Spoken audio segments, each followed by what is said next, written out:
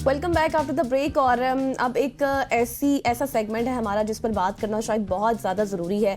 आज हम बात करेंगे हेपेटाइटिस के हवाले से.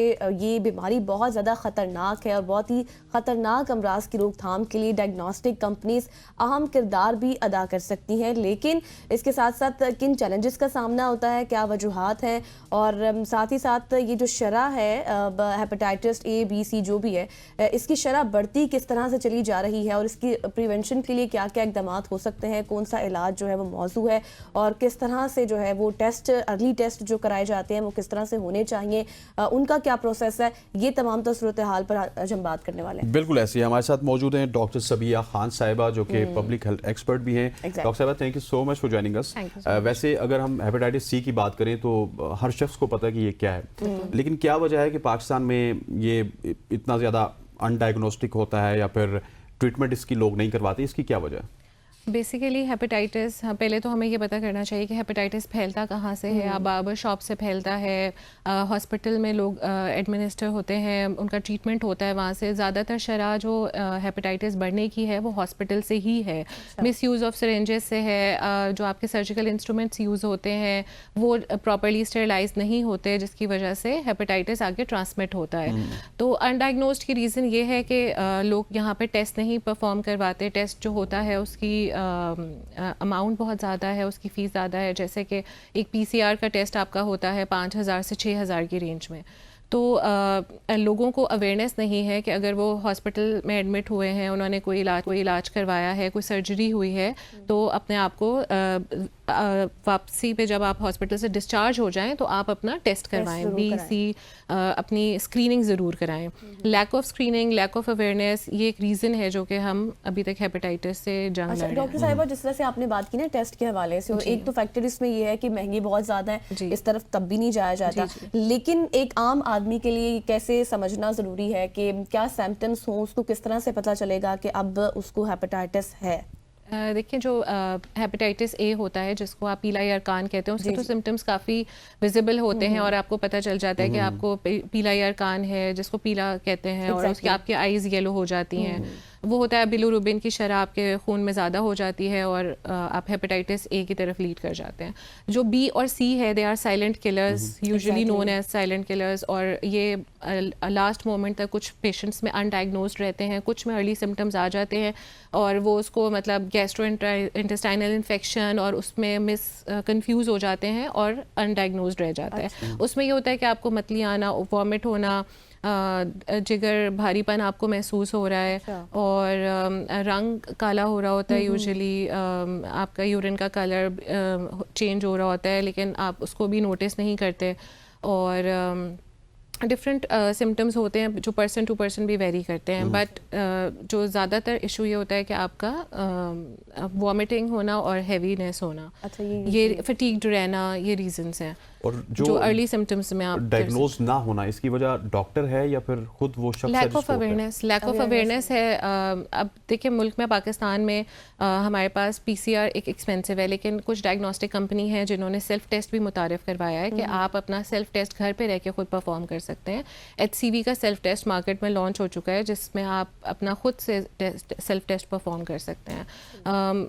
उसका आसान तरीक़ेकार है और वो बहुत लो कॉस्ट पे अवेलेबल है मार्केट में, जिसको आप घर पे कर सकते हैं. मतलब ये अब घर पे किया जा सकता है. अच्छा, ये अभी आपने लीवर की बात इससे पहले की थी, तो ये हेपेटाइटिस B, C जो है, इससे क्या लीवर कैंसर की तरफ भी जाते हैं? जी बिल्कुल. अगर ये अनट्रीटेड रह जाएं और क्रॉनिक फेज में चले जाएं तो ये पहले liver cirrhosis and then liver cancer की तरफ लीड कर सकते हैं. और हेपेटाइटिस C के हवाले से बताइएगा कि जो इंजेक्शन वगैरह लोग लगाते हैं उसके बाद वो किसी हद तक रुक तो जाता है, लेकिन कहा ही जाता है कि वो आपके उस बॉडी के अंदर रहता है और वो कभी भी अलामात दूर नहीं हो सकती. इसकी क्या वजह है? Hepatitis B, miss use of syringes की जो आप बात कर रहे हैं, नीडल्स की, जो ड्रग अब्यूज़र्स होते हैं, उधर से भी ये फैलता है. लेफ्ट हैंड ट्रीटेड इसलिए हो जाता है कि इसको रूटीन चेकअप आपको रिक्वायर्ड है. रूटीन PCRs हैं.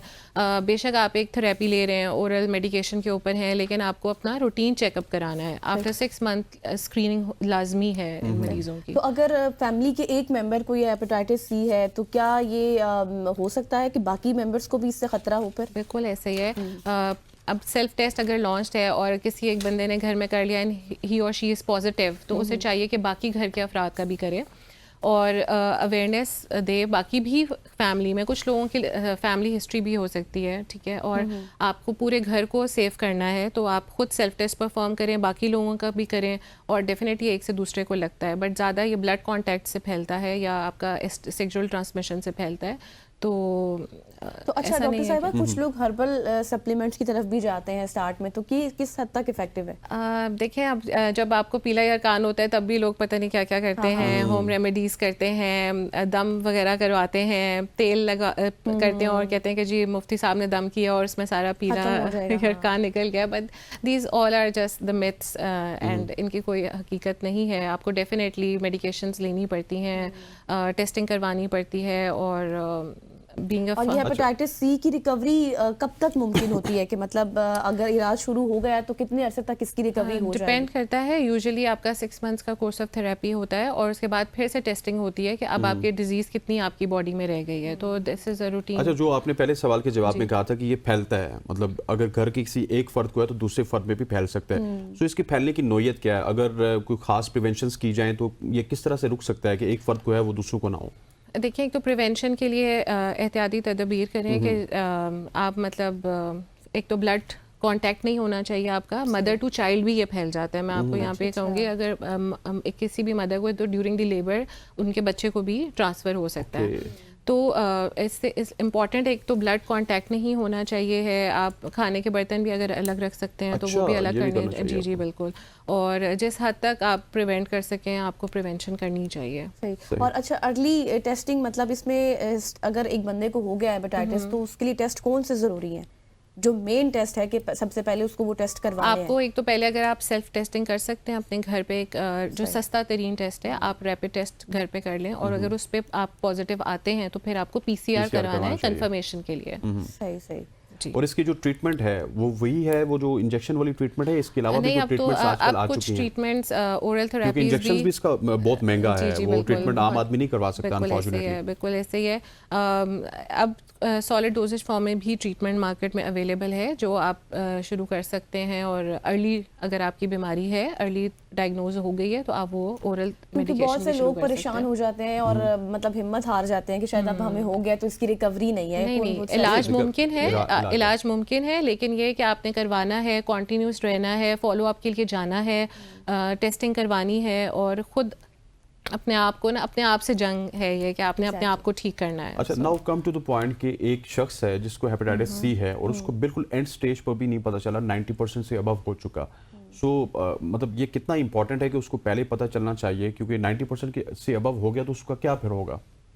بالکل ایسے ہی ہے. دیکھیں 90% سے ابو ہوتا ہے تو وہ ڈیفینیٹلی لیور سرہوسس یا لیور کینسر کی طرح وہ لاسٹ اسٹیجز پہ ہوتا ہے. لیکن ہم اسی لیے بات کر رہے ہیں کہ ارلی اسکریننگ ہو لوگوں کی. ایک تو میس اسکریننگس پاکستان میں ہونی چاہیے جس سے ہم بہت جلدی لوگوں کو آئیڈینٹیفائی کر لیں, ان کو ٹریٹمنٹ فالو اپ میں لے آئیں, اور ان کا پھر علاج شروع ہو جائے, ان کا فالو اپ ہو کہ وہ اب بہتر ہو رہے ہیں نہیں ہو رہے, ان کو اب کیا ٹریٹمنٹ دینا ہے.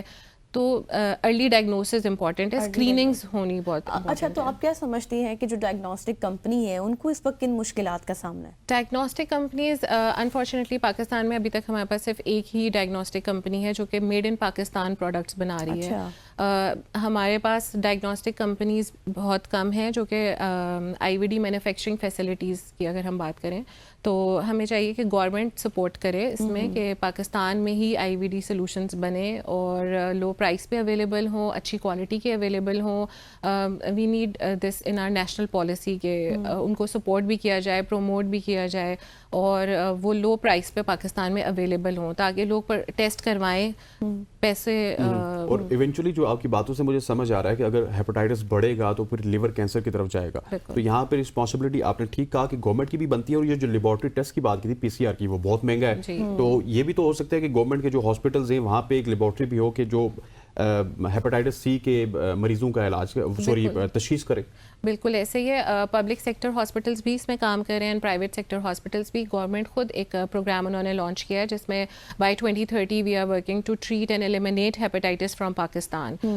تو گورنمنٹ اس پہ کام کر رہی ہے, لیکن بات یہ اسکریننگس پہ کام نہیں ہو رہا. تو ہمیں ٹریٹمنٹ اینڈ ڈائگنوزز دونوں کو ساتھ چلنا پڑے گا. ہمیں میسو لیول پہ اسکریننگس کروانے کی ضرورت ہے.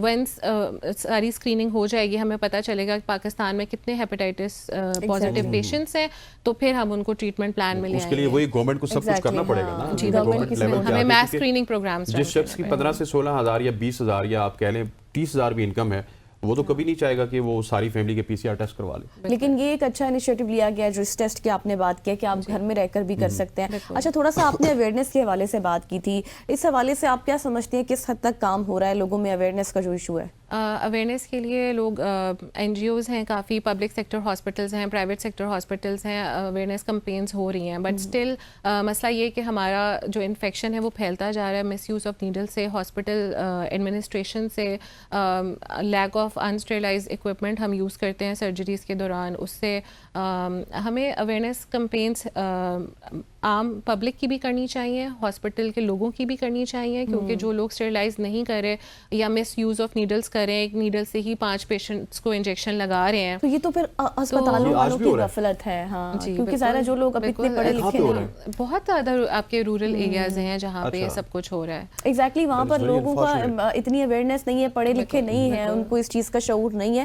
تو کئی حد تک ذمہ داری اسپتالوں والوں کی بھی بنتی ہے کہ آپ تھوڑی سی جو ہے وہ دونوں اینڈس پہ ہمیں اویئرنیس کمپینز رن کرنے کی ضرورت ہے, جہاں پہ آپ کی پبلک سیکٹر عام عوام بھی ہے اور آپ کے ہیلتھ انسٹیٹیوٹس بھی ہیں. اور آپ نے باربر شاپ کی بات کی تھی کہ وہاں سے بھی ہیپیٹائٹس سی پھیلتا ہے, لیکن ایک شخص ہے جو کہ گھر میں ہی ریزر سے شیف وغیرہ کرتے ہیں, لیکن وہ بار بار وہی ریزر چل رہا ہوتا ہے 4-5-6 دن کے لیے, تو اس سے بھی احتیاط کرنی چاہیے نا. بالکل, آپ کو اپنی تو وہ تو آپ ٹوتھ برش بھی آپ کو 6 منتھلی یا 2 منتھلی تو چینج کر ہی لینا چاہیے. سو ریزرس بھی you need to change definitely. اگر آپ گھر پہ بھی اپنا کر رہے ہیں تو آپ ڈیفینیٹلی وہ آپ کا پرسنل یوز میں ہے, نہیں ڈیفینیٹلی اگر آپ کو انفیکشن ہے تو ہوگا, ورنہ تو آپ کسی اور کے ساتھ تو اسے یوز نہیں کریں. اچھا ڈاکٹر صاحب, آپ کیا سمجھتی ہیں کہ حکومت کو اپنے اس دور اقتدار میں جو اس وقت ہے ان کا, یا پھر جتنے انیشیٹیوز لے رہی ہے حکومت, پروگرامز بھی سٹارٹ کر رہی ہے, اس مرض کے حوالے سے کیا کیا اقدامات ہونے چاہیے؟ پہلے اگین اویئرنیس لوگوں کو دیں, اسکریننگس کرائیں, میس اسکریننگ پروگرامز رن ہونے چاہیے پورے پاکستان میں. جتنے آپ کے بلڈ بینکس ہیں ادھر بھی اسکریننگ بہت اسٹرانگ ہونی چاہیے, کیونکہ وہاں سے بھی خون ٹرانسفر کسی بندے میں ہو رہا ہے اور وہ انفیکٹیشیس ہے تو ڈیفینیٹلی وہ ہیپیٹائٹس کاز کرے گا.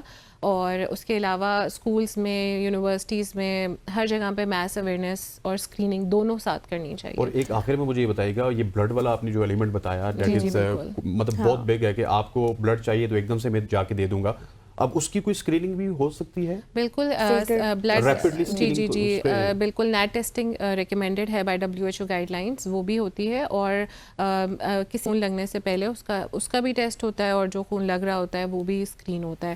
لیکن اگین میل پریکٹس کہیں پہ بھی ہو سکتی ہے, ہر بلڈ بینک کو پہلے سے چیک کرنا ضروری ہے. بالکل, BC, HIV, سفلس, ساری انفیکٹیشیس ڈیزیزز کی اسکریننگ بیفور ٹرانسفیوژن کرنی چاہیے. ٹھیک ہو گیا ڈاکٹر صاحب, thank you so much for joining us.